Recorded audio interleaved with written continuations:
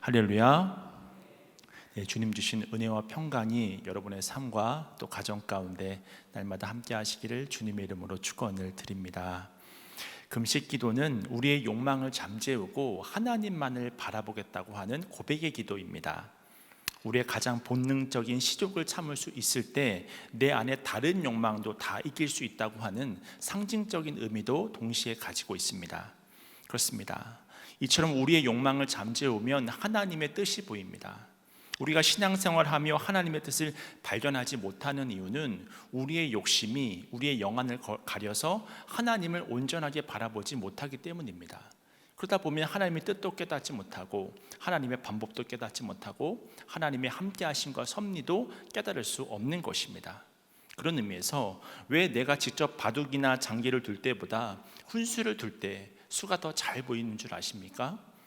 그것은 바로 훈수 둔 사람은 이겨야 한다고 하는 욕심이 없기 때문입니다. 그렇기 때문에 수가 더 잘 보이는 것입니다.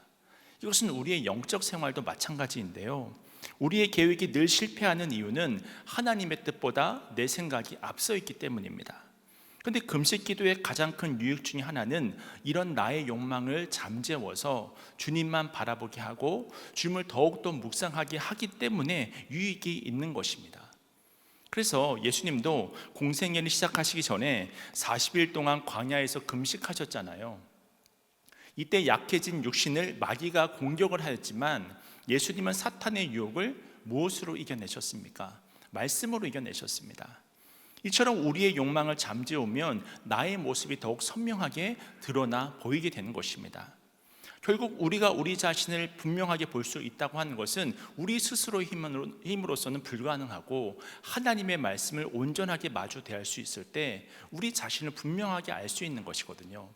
우리가 보통 말씀의 거울이라고 하는 비유로 표현을 하지 않습니까? 거울이라고 하는 것은 우리의 잘못된 부분들을 부분적으로 고쳐주는 역할도 하지만 또 다른 한 측면에서는 여성분들이 화장을 한다던가 또는 머리를 단장한다던가 더 아름답고 또 멋있게 보일 수 있도록 거울이 그 역할을 해주는 것이 아니겠습니까? 이처럼 금식 기도를 통해서 우리의 욕망이 사라지게 되면 하나님을 더욱더 주목할 수 있습니다. 더 정확히는 하나님의 말씀을 깨닫는 지혜를 얻게 됩니다.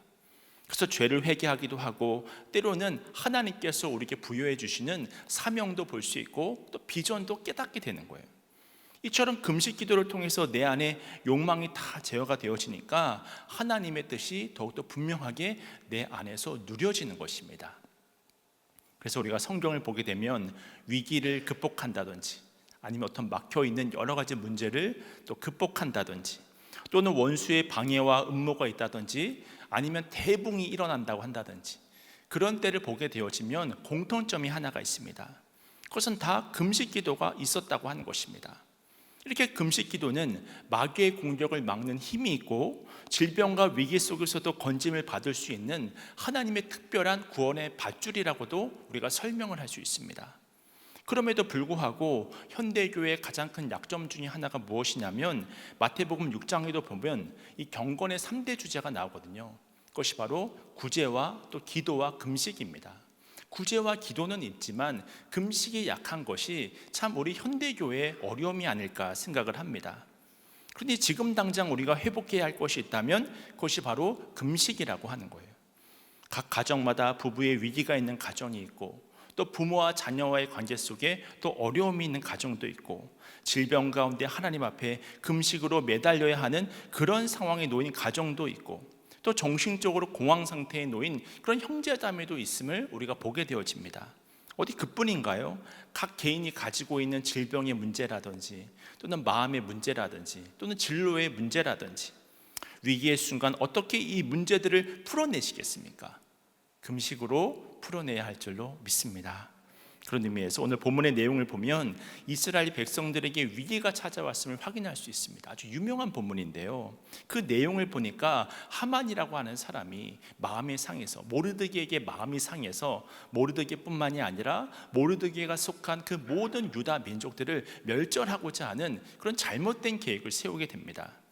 오늘 본문 에스더 4장 8절 말씀의 그 내용이 기록이 되어져 있는데요. 말씀을 읽어드리겠습니다. 또 유다인을 진멸하라고 수상궁에서 내린 조서 초본을 하닥에게 주어 에스더에게 보여 알게 하고 또 그에게 부탁하여 왕에게 나아가서 그 앞에서 자기 민족을 위하여 간절히 구하라 하니. 이처럼 유다 민족을 죽이려고 하는 하만의 시도가 있었습니다. 이것은 이스라엘 백성들에게 있어서 분명한 위기잖아요. 어려움이잖아요. 그래서 이때 모르드게가 에스더에게 이제 너는 왕 앞에 나아가서 이 문제를 해결하라고 이야기를 합니다. 이때 에스더가 어떻게 이야기를 하냐면 에스더서 4장 11절 말씀을 보시면요, 왕의 신하들과 왕의 각 지방 백성이 다 알거니와 남녀를 막론하고 부름을 받지 아니하고 안뜰에 들어가서 왕에게 나가면 오직 죽이는 법이요 왕이 그 자에게 금규를 내밀어야 살 것이라. 이제 내가 부름을 입어 왕에게 나가지 못한 지가 이미 30일이라 하라 하니라. 그러니까 에스더가 지금 하고 있는 이야기가 무엇입니까? 왕이 불러야 갈 수 있지 내 멋대로 왕 앞에 나간다고 한다면 나는 죽을 수도 있다고 하는 어떤 에스더의 고백이 담겨져 있습니다. 상황을 알 수 있습니다. 게다가 지금 내가 왕후인데도 불구하고 30일 동안 왕이 나를 부르지도 않았다는 거예요. 그러니까 한 달이라고 한다면 어떻게 보면 정말 짧은 시간일 수 있지만 어떻게 보면 또 긴 시간이기도 하지 않습니까? 한 달이나 부르지 않았고 내가 이 왕에게 얼마만큼이나 인정을 받고 있고 또 사랑을 받고 있는지도 모르는데 그 앞에 나가갔다가 정말 죽임을 당할 수도 있다고 하는 그런 두려움과 염려가 에스더에게 있었던 것 같습니다. 이때 모르드게가 어떻게 이야기를 합니까? 다 함께 13절과 14절 말씀은 우리 함께 읽도록 하겠습니다. 시작. 모르드게가 그를 시켜 에스더에게 회답하되 너는 왕궁에 있으니 모든 유다인 중에 홀로 목숨을 건지리라 생각하지 말라. 이때 내가 만일 잠잠하여 말이 없으면 유다인은 다른 데로 말미암아 노임과 구원을 얻으려니와 너와 내 아버지의 집은 멸망하리라. 내가 왕후의 자리를 얻은 것이 이때를 위함이 아닌지 누가 알겠느냐 하니. 그러니까 모르드게가 하고 있는 말이 무엇입니까? 네가 왕후의 자리에 있는 이유는 바로 이때를 위한 하나님의 계획이라고 하는 것입니다. 그러니 대가를 지불하라고 하는 거예요. 사실 이 말씀을 통해서 우리에게 주는 소중한 메시지가 있습니다. 우리가 이 땅을 살아가며 하나님 앞에 이런 기도를 많이 하잖아요. 내가 하나님 앞에 쓰임받기를 원합니다. 정말 가치 있는 인생을 내가 살아내기를 원합니다. 누구나 다 이런 소망을 가지고 있습니다. 그렇다면 어떻게 우리가 살아갈 때 이런 소망을 이룰 수 있을까? 그것은 바로 내게 주어진 고난을 직면하는 것입니다. 다시 말해 복음과 함께 고난을 받는 것입니다. 만약에 에스더가 이런 하나님의 사명을 외면했다면 그녀는 세계사에 등장하는 그 수많은 왕후들 중에 그저 한 명에 불과했을 것입니다. 그러면 우리가 지금 읽고 묵상하고 또 때로는 암송하기도 하는 이 에스더서는 존재할 수도 없었을 것입니다.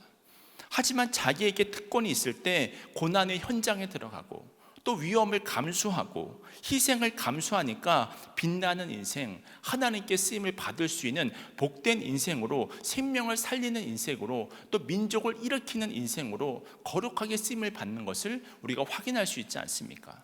우리도 마찬가지입니다. 하나님께서 우리에게 여러 가지 은혜와 권능을 부어주셨습니다.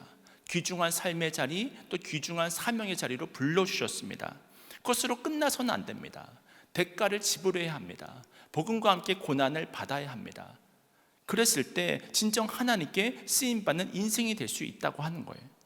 그래서 에스더는 이 믿음으로 위험을 무릅쓰고 앞에서 언급드렸던 그 여러 가지 위기와 어려움과 부적절한 상황이 있었음에도 불구하고 그 모든 위험을 무릅쓰고 왕 앞에 나아가는 것입니다.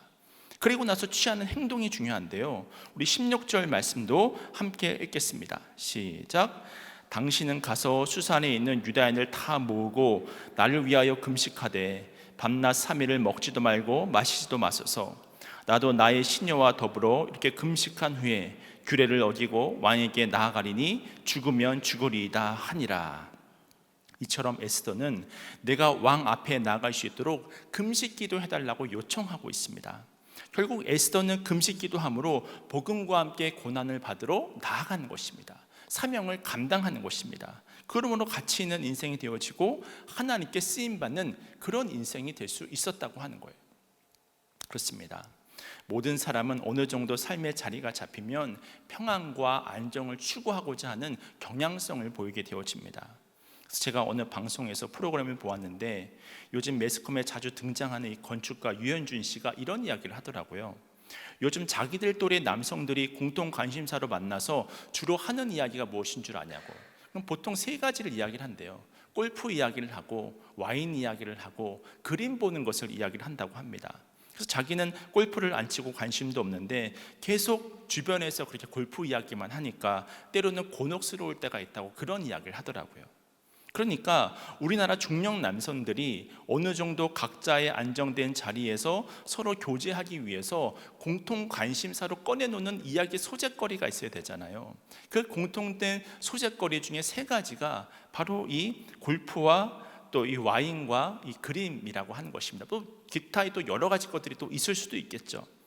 이런 취미들을 즐기고 유행을 따라가는 것이 나쁜 것은 아니지만 나도 모르게 하나님의 말씀을 외면하고 그런 세상의 관심사로만 빠져들어가지 않는지를 우리는 늘 경계해야 한다고 하는 것입니다. 그런 의미에서 믿음은 결국 생명을 바쳐서 주님께 나아가는 것이거든요. 복음과 함께 고난을 받을 때 그때 생명력이 나타나는 것이거든요. 주님께서 끊임없이 나에게 어떤 사명을 맡겨주시고 생명을 보여주시고 그랬을 때 갈 길을 인도해 주시는 것입니다. 이런 능력 있는 삶을 살아가는 데 있어서 꼭 필요한 도구, 내 욕망을 제어하고 내 자아를 제어하는 그 도구가 바로 무엇이다? 금식이라고 한 것입니다. 그리고 결국 에스더가 목숨 걸고 금식하며 기도했더니 어떤 역사가 일어나게 되냐면 이 상황에 역전이 일어나는 거예요. 모르드게를 죽이려고 했던 하만이 오히려 모르드게를 달아 죽이려고 했던 그 나무에 이 하만이 달려 죽게 되어지는 것입니다. 그래서 에스더서 7장 9절을 보면 다음과 같은 말씀이 있는데요.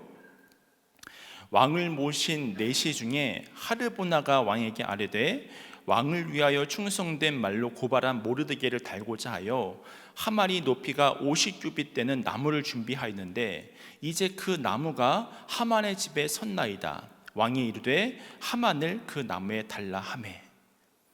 이처럼 모르드게를 죽이려고 했던 그 나무에 하만이 달려 죽었습니다. 마찬가지로 우리를 위협하는 사람들이 있습니다. 우리를 공격하는 사람들이 있습니다. 그럴 때 우리가 목숨을 걸고 기도하고 또 금식하면서 그 고난을 피하지 않고 복음과 함께 고난을 받으면서 하나님의 사명을 완수하면서 앞으로 또 일보씩 전진하며 나아갈 때에 그 모든 상황을 초월해서 역사하여 주시는 하나님의 권능을 체험하게 되는 줄로 믿습니다. 결국 이런 하나님의 역사로 이스라엘 백성들이 다 살아나는 역사가 일어나게 되거든요. 에스더서 9장 22절 말씀입니다. 이달 이날에 유다인들이 대적에게서 벗어나서 평안함을 얻어 슬픔이 변하여 기쁨이 되고 애통이 변하여 길한 날이 되었으니 이 두 날을 지켜 잔치를 베풀고 즐기며 서로 예물을 주며 가난한 자를 구제하라 하매. 슬픔이 변해서 기쁨이 되고 또 애통이 변해서 이 길한 날이 되었다고 이야기를 합니다. 결국 우리 또한 이처럼 민족적인 변화가 일어나게 될 수 있는 그런 이유가 무엇이라고 한다면 바로 우리에게 대적으로 인한 두려움이 있을 때, 또 슬픈 마음이 있을 때, 답답한 마음이 있을 때 그 문제를 내 마음속에 품고만 있지 말고 또는 두려워하거나 걱정해서 외면하거나 돌아서지 말고 금식함을 통하여서 하나님 앞으로 달려 나아가야 한다고 하는 것입니다. 그리고 이날을 기념해서 이스라엘 백성들은 불임절로 지키고 있는데 이 불임이라고 하는 단어의 뜻이 무엇이냐면 제비 뽑다라고 하는 뜻을 가지고 있거든요. 이 제비를 뽑을 때는 제사장들이 가슴에 품고 있었던 우림과 둠밈을 던지는 것입니다. 다시 말해서 주사위를 던지는 것입니다. 내 인생을 하나님께 맡기는 것입니다. 그것이 바로 금식기도라고 하는 거예요. 내 인생을 내가 푸는 것이 아니라 내 인생을 풀어줄 수 있는 유일한 분은 하나님이십니다 라고 하는 믿음의 고백을 가지고 주사위를 던지는 것입니다. 그래서 에스더가 그러잖아요. 죽으면 죽으리이다. 이런 놀라운 믿음의 고백을 하고 있지 않습니까? 주사위는 던져졌다고 하는 거예요. 살리시는 분은 주님이시니 주님께 내 인생을 맡긴다고 하는 것입니다. 이렇게 죽느냐 사느냐를 주님께 맡기면 주님이 살려주십니다. 이때 필요한 것이 금식입니다. 자기 자신을 극도로 약화시키고 하나님은 극도로 크게 강조하는 것입니다. 그러면 어떤 문제든지 우리가 승리하게 되는 줄로 깨달으시길 축원합니다. 성경을 보면 여러분, 다윗만큼 위기가 많았던 사람이 어디 있었습니까? 사실 다윗이라고 하는 사람은 하나님의 마음에 합한 사람이었잖아요. 하나님의 뜻에 합한 종이지 않았습니까? 근데 성경에 사무엘 상하를 잘 살펴보게 되어지면 다윗만큼 어려움과 고난을 만난 사람도 없는 것 같아요. 아주 극심한 고통을 당했습니다. 그런데도 불구하고 다윗의 결론은 하나님의 마음에 합한 자였고 승리자였고, 이스라엘 백성들이 지금도 많이 존경하고 있는, 가장 존경하는 그런 위대한 왕으로 칭송하고 있지 않습니까? 어떻게 그럴 수 있었을까? 시편 119편 24절 다윗의 고백입니다. 금식함으로 내 무릎이 흔들리고 내 육체는 수척하오며. 다윗이 위기가 올 때 물론 그 몸을 보존하는 것 자체도 너무나 힘들었지만 그의 시선은 어디에 달려 있었냐면 고통을 주는 대적에게 달려 있지 않고 상황에 묶여 있지도 않았고 하나님을 바라보는 것입니다.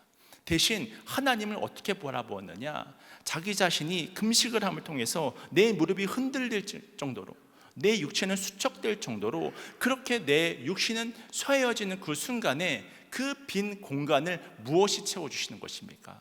하나님의 권능이, 하나님의 능력이 그의 마음을 채워주시는 거예요. 그 힘을 가지고 그 위기들을 극복해내는 것, 이것이 바로 금식기도라고 하는 것입니다. 또 시편 35편 13절 말씀을 보시면요, 나는 그들이 병들었을 때 굵은 베옷을 입으며 금식하여 내 영혼을 괴롭게 하였더니 내 기도가 내 품으로 돌아왔도다. 금식하여 내 영혼을 괴롭게 했더니 내 기도가 내 품으로 돌아왔도다. 금식하고 기도했더니 하나님께서 응답해 주셨다고 말합니다. 금식하고 기도했더니 하나님의 말씀이 다시 민감하게 깨달아졌다고 고백합니다. 금식하고 기도했더니 잃어버렸던 기도가 다시 돌아왔다고 말을 하고 있습니다. 그러므로 주어진 삶의 문제들을 풀어내고 승리하는 삶을 살 수 있었다는 거예요. 근데 사실 다른 종교에도 금식 기도가 있거든요. 일반인들도 단식 투쟁을 합니다. 근데 이런 일반인들이 하는 것과 또 교회가 하는 금식에는 어떤 차이가 있을까요? 일반인들이 하는 단식 투쟁이나 다른 종교에서 하는 금식 기도는 다 자기 자신들이 신에게, 자신이 믿는 신에게 내가 이렇게 금식을 하고 있으니, 내가 이렇게 또 단식을 하고 있으니 내 공로를 알아달라는 거예요. 내가 이만큼 고생하고 있다고 하는 것을 봐달라고 하는 것입니다. 그 마음속의 뿌리에는 무엇이 있냐면 내가 이만큼 금식을 하고 있다는, 내가 이만큼 희생을 하고 있다는 자기 자랑이 그 뿌리 속 깊은 곳에 담겨져 있는 거예요. 다 자기 자랑이 되어지는 것입니다. 근데 하나님께 드리는 금식 기도는 이런 자기 자랑의 외침이 아니라는 거예요. 오히려 우리의 금식 기도는 내 힘을 빼고 하나님의 능력을 덧입는 과정입니다. 내 힘을 빼는 것입니다. 내 안에 있는 모든 에너지, 내가 할 수 있다는 그 모든 의지들을 빼버리는 거예요. 내 진념을 내려놓는 것이고, 내 야망을 내려놓는 것이고, 내 생각을 내려놓는 것이고, 두 주먹으로 모든 것을 내 힘으로 할 수 있다고 하는 그 두 주먹의 힘을 풀어내는 것입니다. 동시에 주님, 제가 하나님 앞에 나 자신을 완전히 굴복시킵니다. 그리고 나 자신을 100% 하나님께 전적으로 맡깁니다. 이런 고백으로 나아가는 거예요. 아마도 예수님께서 40일 동안 금식기도 하실 때가 이런 마음이셨을 거예요. 사실 예수님은 만왕의 왕이시고 우주보다 크신 하나님이시기 때문에 굳이 금식하실 필요가 없으셨잖아요. 그런데도 불구하고 모든 것을 하나님께 맡기고 100%다 모든 것을 맡기고 하나님 앞에 나아갔을 때 그의 생명을 하나님께서, 아버지 하나님께서 건져주시고, 결과적으로는 예수 그리스도가 십자가에 달려 돌아가심으로 말미암아 온 인류가 또 구원의 반열에 들어갈 수 있는 은혜를 허락해 주신 것, 이것이 바로 금식기도가 출발점이 아니겠습니까? 결국 죄 많고 연약한 우리가 이 험한 세상에서 승리하는 길은 하나님의 능력을 공급받는 것입니다. 늘 하나님의 권능을 덧입어서 살아가는 것입니다. 그러므로 하나님의 방법으로 일하고 하나님의 섭리를 체험함으로 매 순간, 모든 선택의 순간, 그 모든 순간순간의 기로들마다 하나님을 의지하면서 살아가는 거예요. 혹시 이 자리에서 밥이 넘어가지 않을 만큼 어려운 상황을 만나고 계신 분들이 있으실까요? 그렇다면 가장 먼저 선행되어야 할 것은 금식 기도를 하시길 바랍니다. 그리고 다른 것 구하지 말고 이렇게 기도하시는 거예요. 주님, 제 교만을 꺾어 주시옵소서. 제 생각, 내 야망, 나 혼자 나 스스로의 힘으로 모든 것을 할 수 있다고 하는 내 교만은 다 꺾어 주시고 내 모든 것들을 하나님께 내어 맡기오니, 생명도 맡기고 내 생각도 맡기고 나의 미래도 맡기오니 하나님께서 책임져 주시옵소서. 하나님의 권능을 덧입어 살아가는 믿음의 삶을 살아가게 해 주시옵소서. 이런 간절한 금식 기도를 통해서 주어진 삶의 문제를 풀어내야 할 줄로 믿습니다. 그렇게 매 순간 우리가 할 일은 하나님의 능력을 덧입는 것입니다. 금식 기도라고 하는 도구를 잘 사용하셔서 내 육신은 수척해질지 모르지만 내 모든 생명의 그 여탈권은 다 하나님께서 가지고 계심을 믿으시고 더욱더 주님만 바라보시면서 그 하늘의 능력을 덧입어서 날마다 승리하는 삶을 살아가실 수 있는 여러분 모두가 되시기를 주님의 이름으로 축원을 드립니다.